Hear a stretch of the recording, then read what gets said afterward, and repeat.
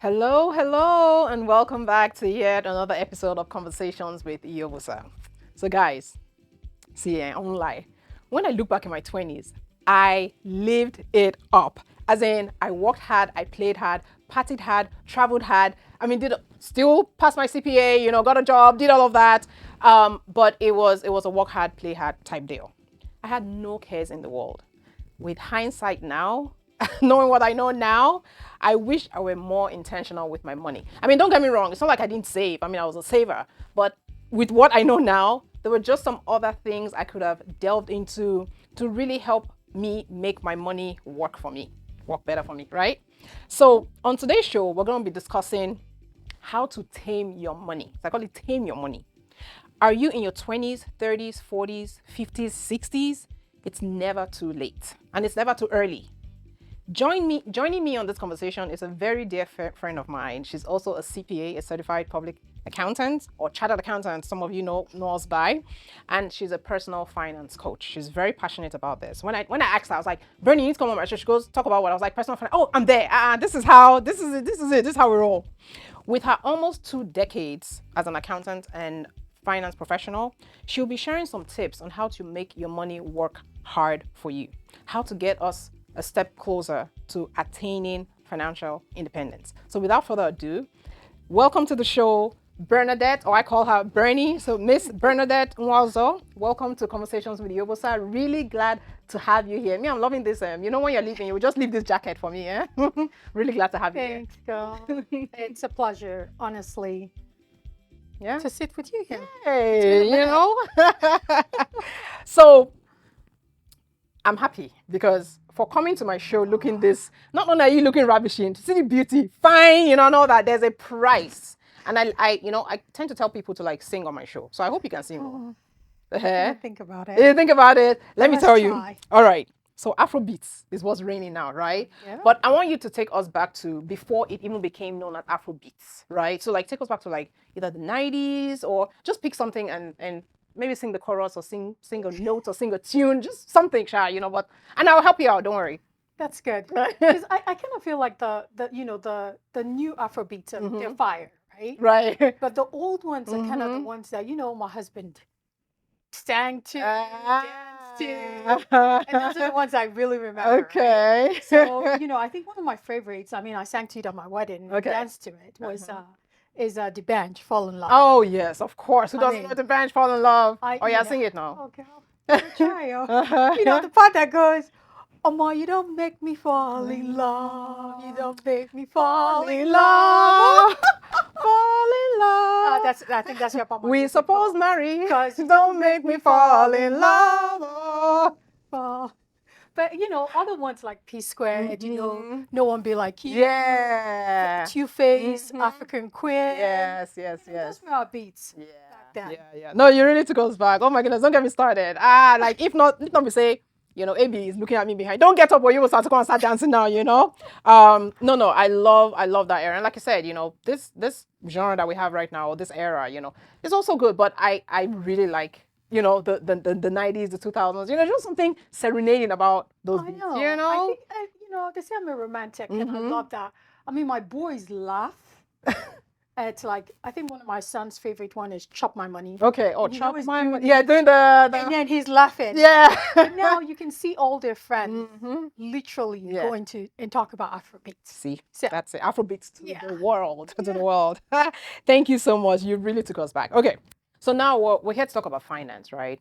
And viewers, just so you know, and drop your hints in the comments. In 2024, right, I'm going to be doing a lot more of these types of series where it's like, finance. We bring out the the educators, the professionals, the entrepreneurs to really do a deep dive into their field, their passion, learning more about money, how to tame your money and all that. So if there's a particular area or interest that you want me to explore, go ahead and drop your comments in the down below, and I'll be sure to pick up on it and look into it. Okay, by all means, I'll be so glad to do that. So now that we're here to talk about taming our money, right? So like I said, with hindsight, there were things I wish I did when I was in my 20s, sort of like, I mean, I'll still leave it up, but doing the other things on the side, So for my viewers who are in their 20s, for example, watching this show, and as a personal finance coach, What are some strategies would you recommend? What are some strategies you recommend to them to take on how to make their money work for them? Right? What are three investments, maybe vehicles you'll have them consider? So I think we kind of need to step back a bit Okay. and actually address the primary cause of why we're not making good financial decisions, Okay. right? It's the only 7 states actually right now in the US that allow high school students pick a finance class in high school. And that necessarily doesn't help our society. So you're saying it's not being taught in school, or It's not being not enough? required. Oh, right. Okay. And so you have a lot of kids go from high school to college. And then you have all the credit card companies say, I'll give you a credit card.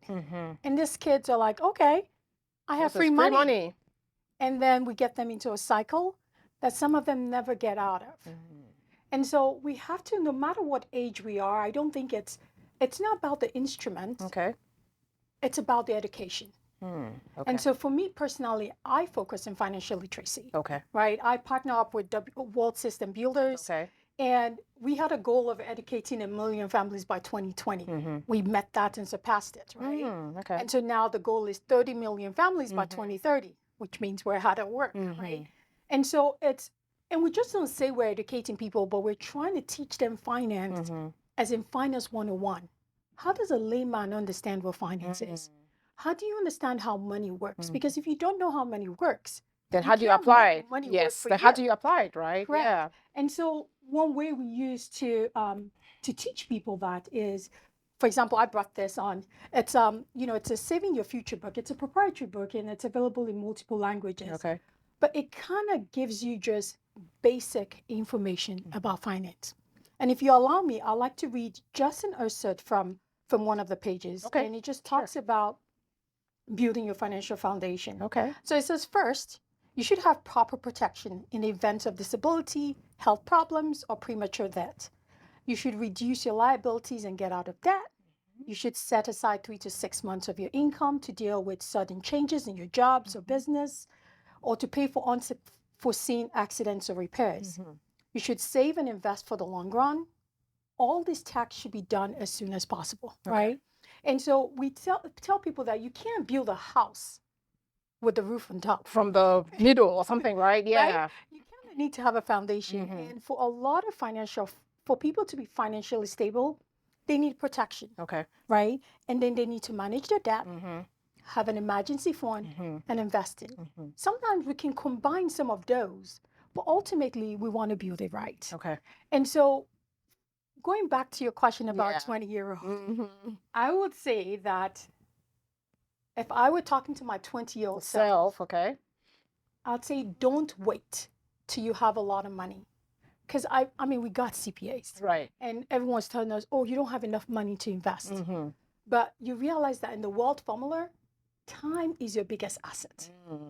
And so with time being your biggest asset, you kind of have to start the sooner you want to start, the better. Okay. A good example of that, I start with 2 friends who are 25 years old. Okay. Right?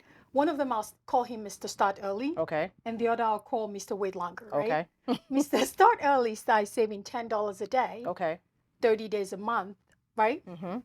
360. So he's saving about $3,600 a year. Right. Right. He saved this for about 7 years till he's 31. Okay. He says, I'm not putting any money away.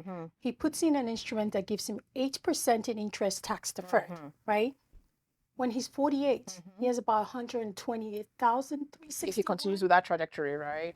Literally, he just left. All he's put into it was it's just that $25,200. $10 a day.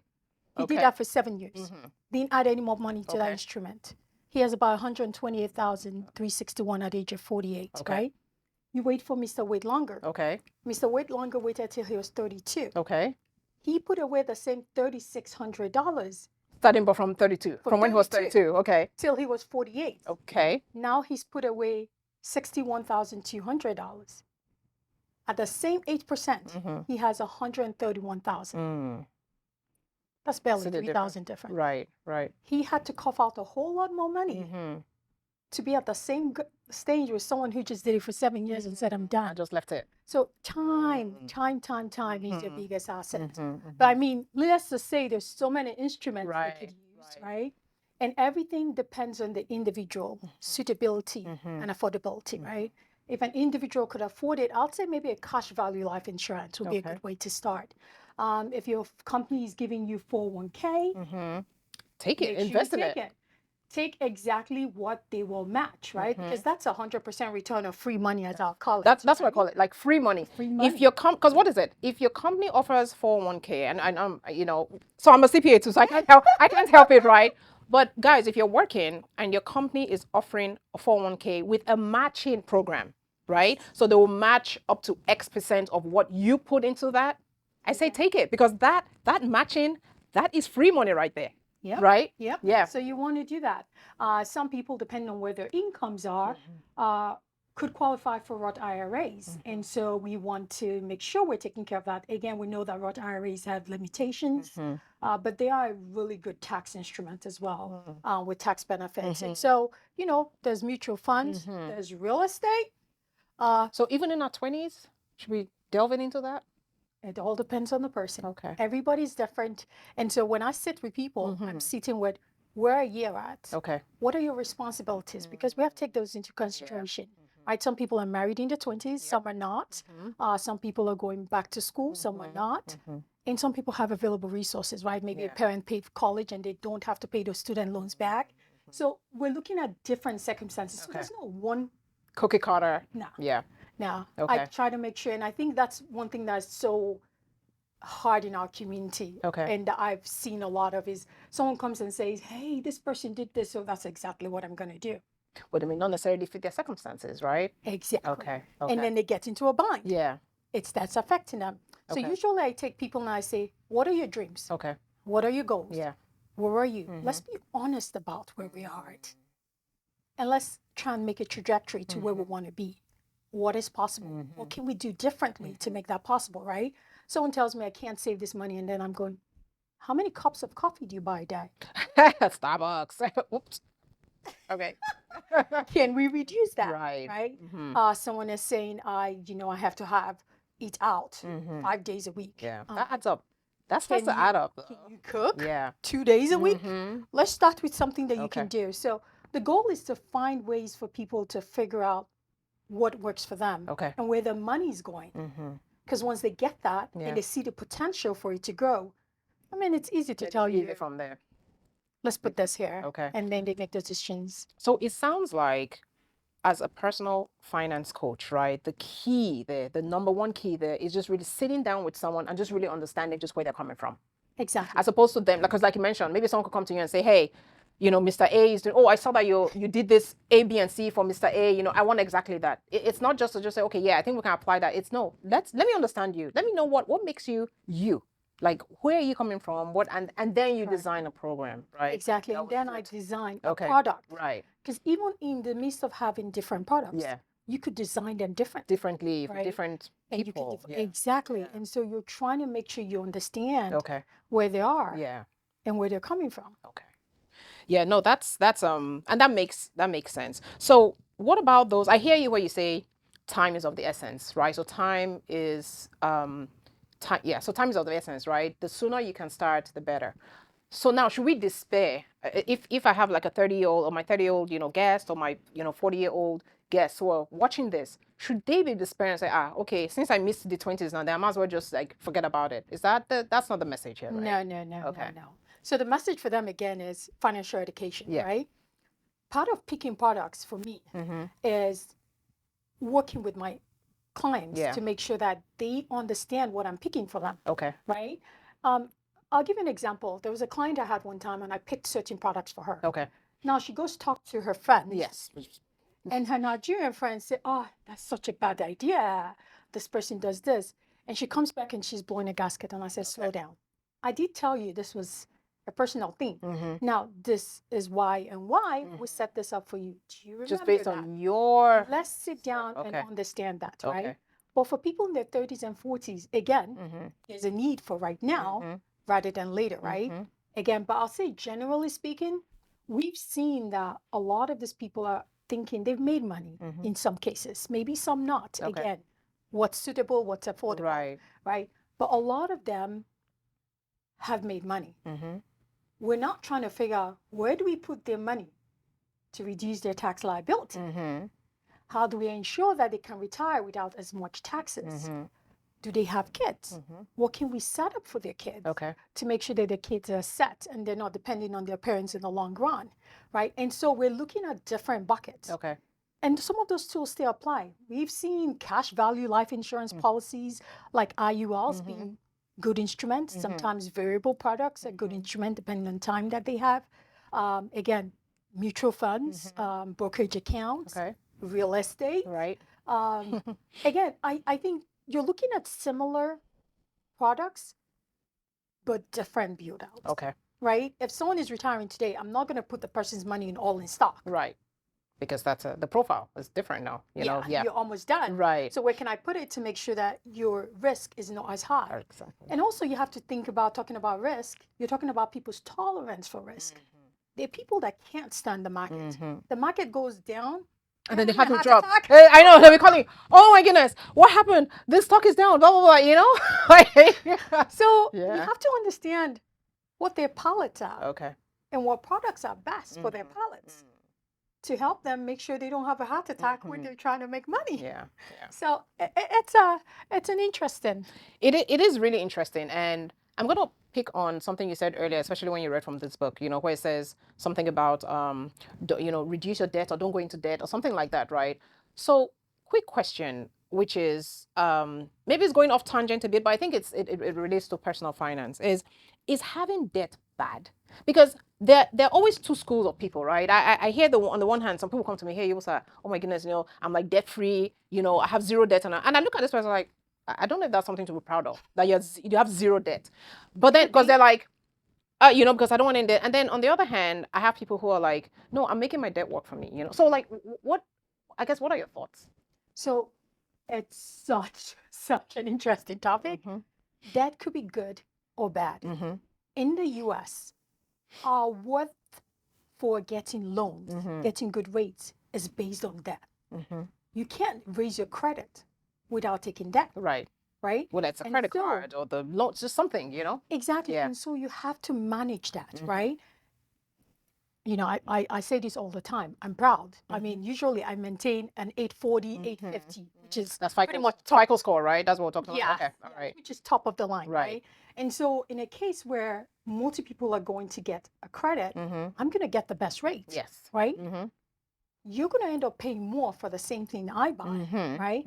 And so in that If your case, FICO score is not as good as an 840, correct, right? Yeah. So you're looking at people that maybe have FICO scores of 500, 600. You start getting better when you get into the 700, right? Which is good, Yeah. right? And then you get into the 800, which is excellent.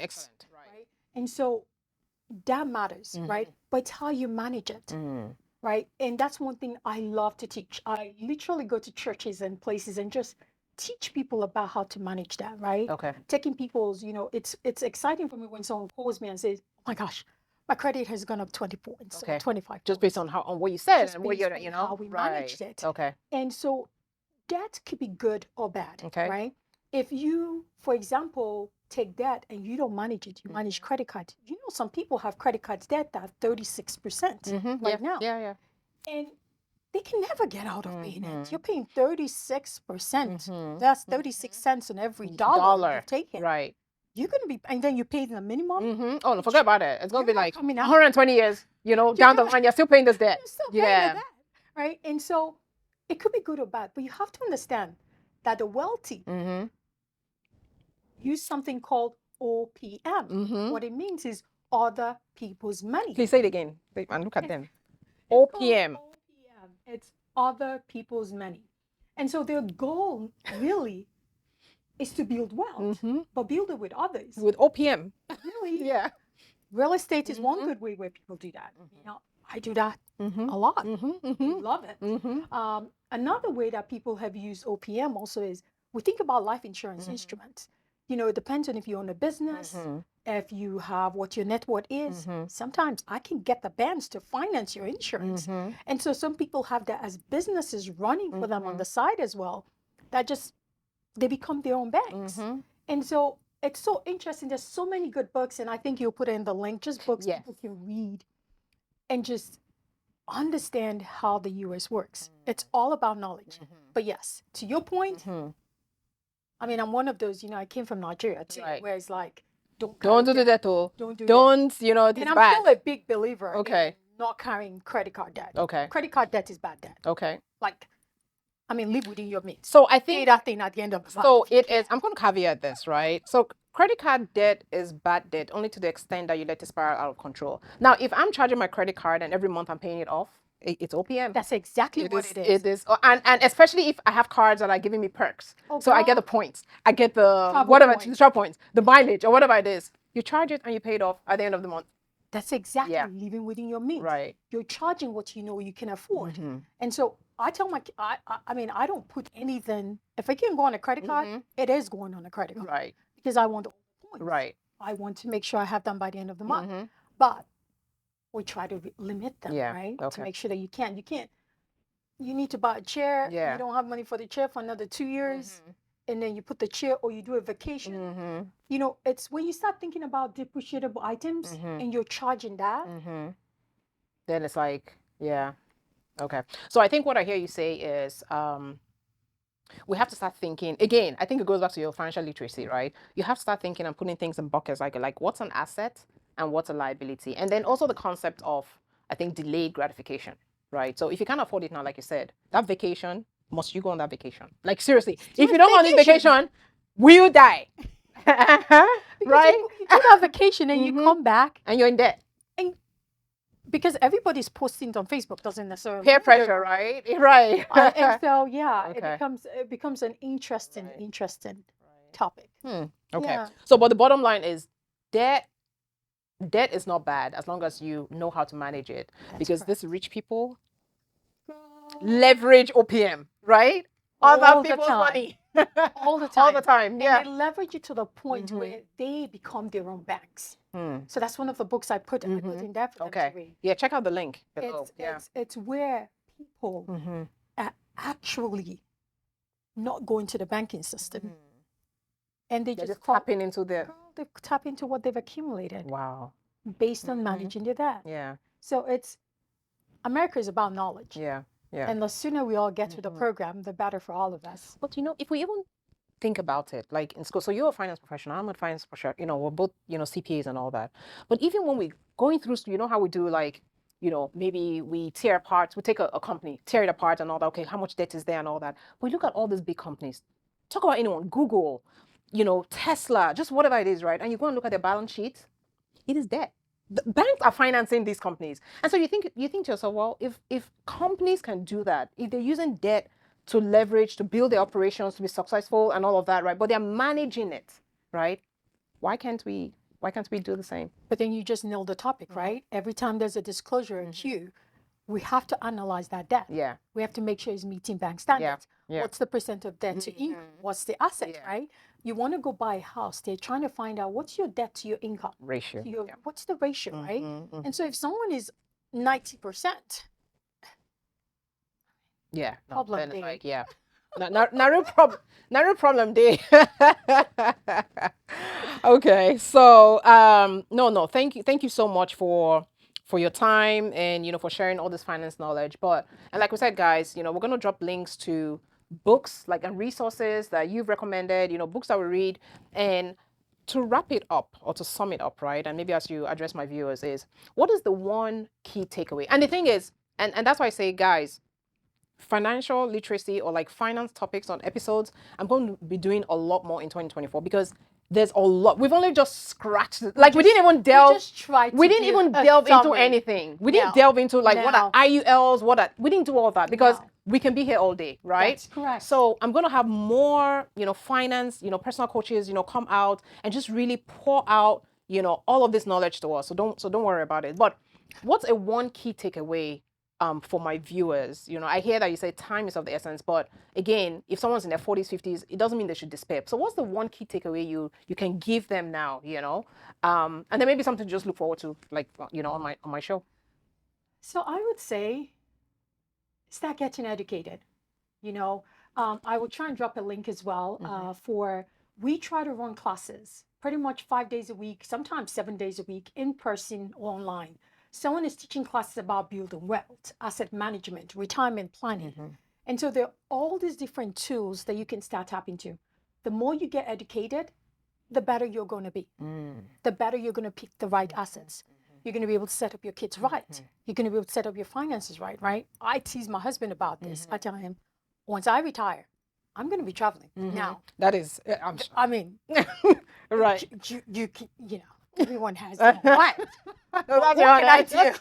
What can I do to make sure I achieve that? For me, that's very important, right? I can't come from Nigerian backgrounds where, you know, we're taught this is, you know, we take care of the next generation and the next generation. Yep. And that's how it is. And don't get me wrong, that's my prayer for my kids. Right. My son tells me he's going to buy me, you know, a plane one day. Or You something. claim it. It's like, I claim it. Yes, exactly. We claim it, you know? I take it. But I don't want it to be at his detriment. Yeah. Right. So my goal is to make sure that he is better than I am. Yeah. How do we do that? Knowledge. That's, I mean, I can tell you all the different tools. And I think that might be something that as you continue to do, you know, you will continue to bring up where we can talk about a specific topic. So we've talked about Roth IRAs. We could have that as a whole segment. As a whole, the in ins its own, and you know? outs, Yeah, right? exactly. I know you had someone come on your show where she talked about her children working for her. Yes. We can talk about how do we pay our children? How do we get them to get into Roth IRAs? How do we avoid taxes on that? So there's a whole And take, how do branch. we, in short, how do we pay our children into, bring them into our business, pay them, right? And take the tax advantages from that strategy. From you. For, yes. And And then, then, multiple yes, tax advantages. exactly. Yeah. I mean, it's amazing. We're here There's for it. So much. Yeah. There's so much room. And I think as people kind of tune in and tell you what they want to see, we can narrow down into those topics. Okay. And make them better, right? Bring up questions. Yeah. You know, they can Bring send the in specialists questions. out, right? Yeah, send in Hash questions. it, yeah. We can talk about it. But you want to deal with people that I think even as you pick a financial coach or financial advisor, you want someone that thinks about you and not the commission base. Okay. That's Because key. that becomes That's very important. There's a ton of people. I feel like this whole year I have been fixing Just fix other people's fixing messages? misses. Oh, wow. Really? And so let's think about what's best for us, for our clients, and not the other way around. And so that would just be my thought is, if you don't understand it, you don't know if what they're doing for you is wrong. So get through the system. Understand it. Bernie, thank you so much for being here on the show. Like I said, Appreciate we can literally spend a day just talking, just picking up, 401k. Let's talk about that, So guys, we're gonna be talking about financial literacy in 2024. I'm gonna make it my mandate, because we all need it. We're here, we work, why not? If someone came to me and say, hey, Yobosa, let me teach you how to make your money work, smarter for you. Like, why would I not want to jump on that bandwagon? We all need to. So watch this space. Bernadette, thank you so much for being here. You're just pretty. All of this knowledge that you've shared and all that. I'm looking forward to the series. Thank you so much. You're welcome. Yeah. You're welcome. It's a pleasure as well. So viewers, there you have it. We're here for this. We're here for financial literacy. Go and subscribe to my channel. Otherwise, you'll miss all this goodness, right? You want to know how to tame your money. And that's why the title of this topic is Tame Your Money, because that's what it is. It's you're working so hard for your money. Why not let the money work for you? And just want you relax, when the time is right. And your money is literally working for you in your sleep. That's how I want to go, okay? It's like my money is working for me in my sleep. So until the next episode of Conversations with Yobosa, I say you stay safe. If you've not subscribed, go and subscribe. Like, share this link, share with your friends, your family, your network. They will be good for it. I'll see you on the next time on the show. Bye now.